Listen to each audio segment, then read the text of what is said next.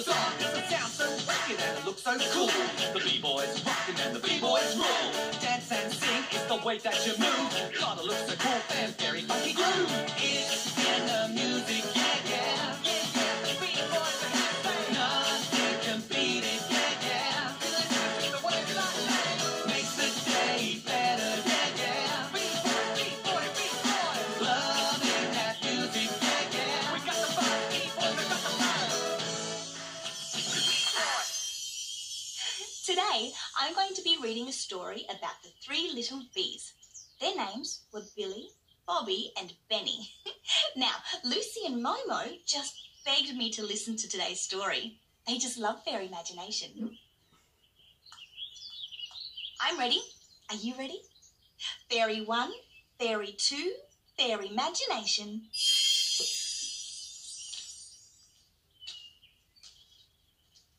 Once upon a time, there were three little bees. Billy Bee was an impatient little bee who wanted everything to happen really fast. Right now, not tomorrow, today. He was fun and boisterous, and he had so much energy. Bobby was quite a lazy little bee who was happy just pottering around. Bobby's two favourite things to do were cooking iced honey cakes and sleeping.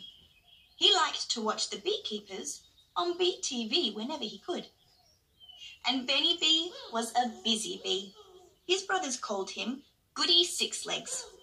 He always tried hard at bee school, made his bee bed in the morning, and helped his mummy bee whenever he could. When the three bees had grown up quite big and strong, Mummy Bee called them together and said, "Billy, Bobby and Benny, it's time for you to leave this hive and make your very own extra special hive so that you can start making yummy, scrummy honey." Billy, Bobby and Benny were very, very excited and immediately started buzzing around, talking about how they would each build the very best hive.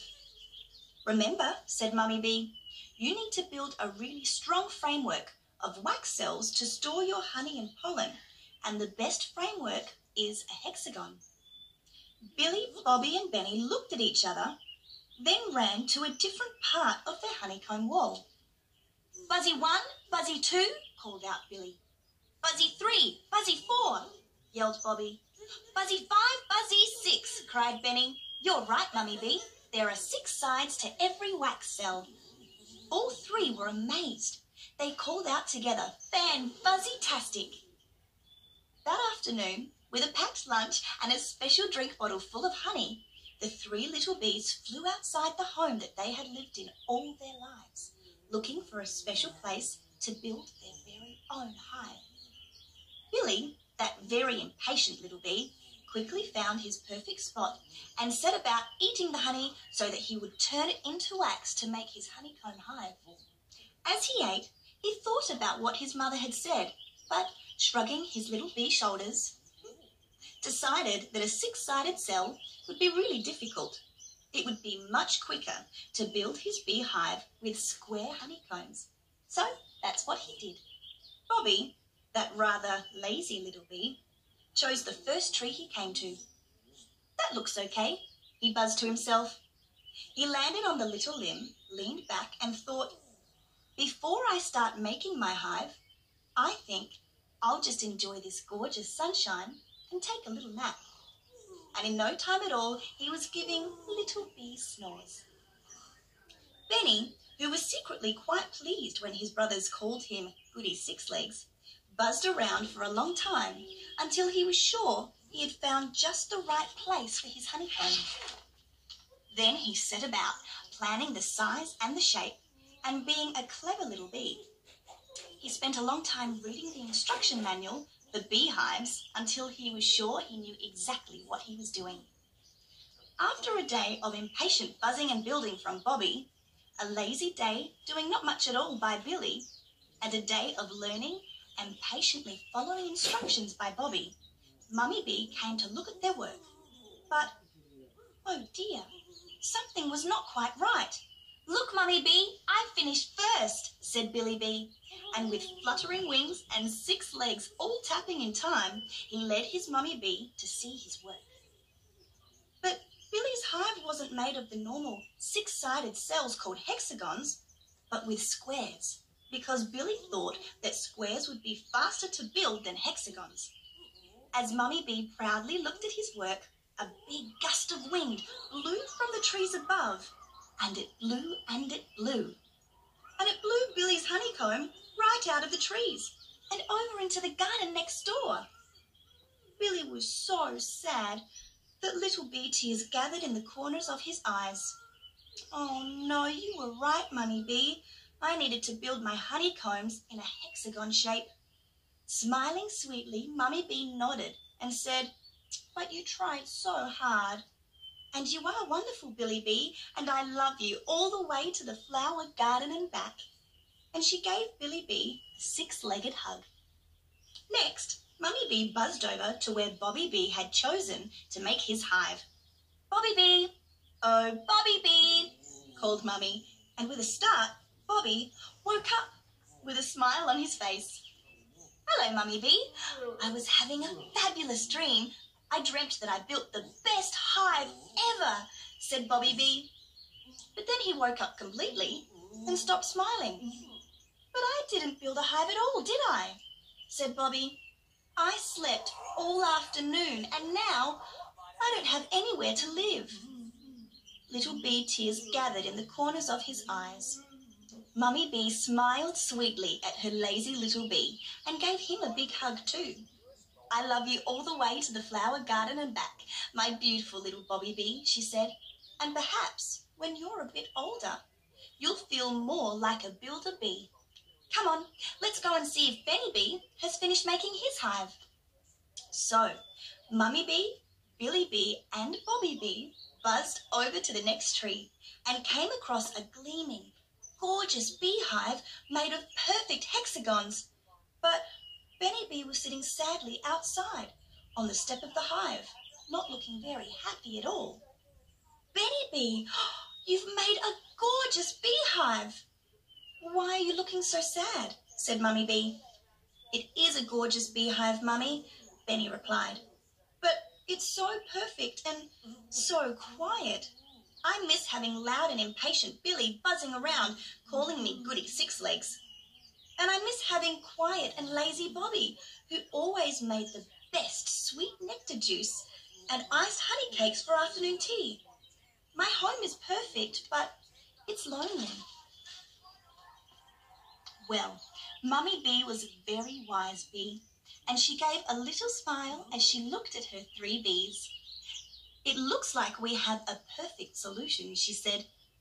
"One lonely bee with a perfect hive, and 2 talented bees with nowhere to live." The 3 brothers looked at each other, and their faces lit up in excitement. "We could all move in together," they said, buzzing excitedly. And that's exactly what they did. And they all lived happily ever after. The end.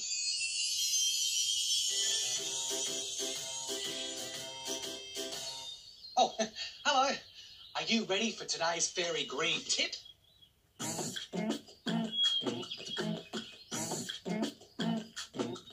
Being fairy green is cool, being fairy green is great. With a green step each day, Earth can be saved. So help our planet Earth and do the things we say. With a green step each day, Earth can be saved.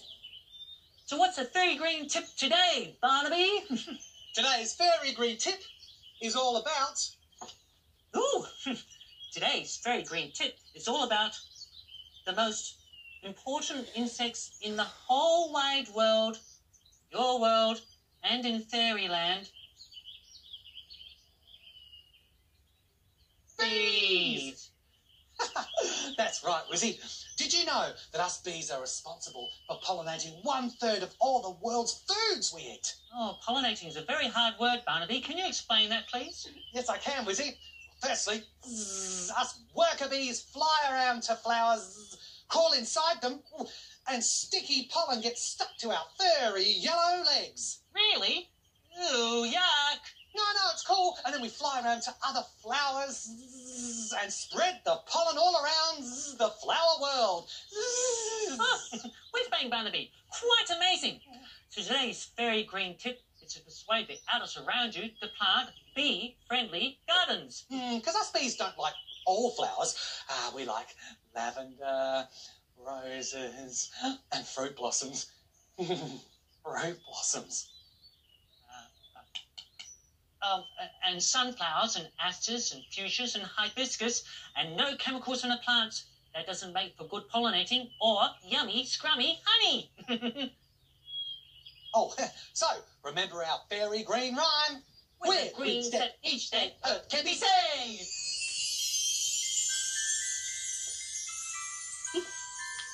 One of our very favourite afternoon teas is fresh bread drizzled with Barnaby's yummy, scrummy honey. Oh, well, I wonder if Cordeline has come up with a sticky, sweet honey answer for us.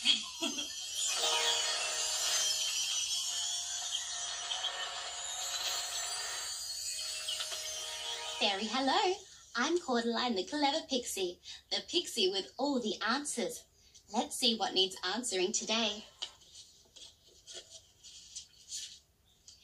Dear Cordeline, the clever pixie, don't you just love receiving fairy mails with your name on them? Can you please tell us how bees make honey? What a fabulous question. And I have a fabulous answer. Honey is made by bees, and bees live in a beehive. And from the beehive, they fly through the fields, the meadows, the orchards, and the gardens, collecting sweet nectar with their long tongues.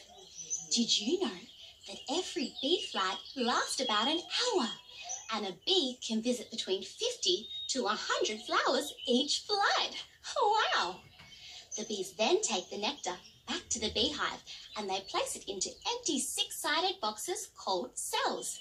We call these cells honeycombs. They then seal up the honeycombs with wax caps, and the warmth from the beehive causes the honey to be made in the cells. Did you know that honey is an excellent source of energy for bees, humans, and other animals because it contains simple sugars which the body can use quickly? Hope you like my answer. Fairy, goodbye. Hi, fairies! Oh, yes, us bees are amazing insects. We can sing. We can dance. And we pollinate over 1/3 of all the world's foods. What a guy! We've had so much fun in Fairyland today, watching Jethro the Jitterboy dance. And we learnt a lot about bees and honey. And didn't Barnaby enjoy that? Well, I'm sure that you'll all agree there's no better way to describe today than buzzy-tastic. But now, it really is time for us to go. So, from all of us in Fairyland, Fairy, goodbye! Did you get some honey, Barnaby? I've got plenty. It is a good batch. Goodbye to all our friends. It's sad that we must go. We've had a lovely time today. Had some funny laughs today. Made some special friends today. And now we have to go. With a harmony wave and a harmony wiggle. A harmony kiss and a harmony giggle. A big goodbye from harmony. Now I have to go.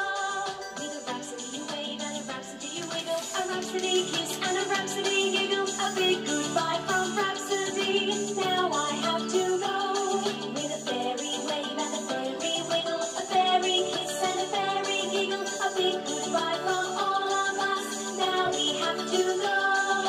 Now we have to go.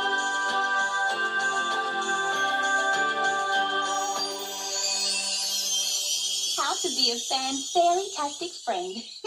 Fairy friendship rule number 1 is to love your friends just the way they are. Fairy friendship rule number 2 is to be happy, giggly, and positive. Fairy friendship rule number 3 is sharing. Sharing is for caring friends. Fairy friendship rule number 4 is a hug a day and your friends will stay.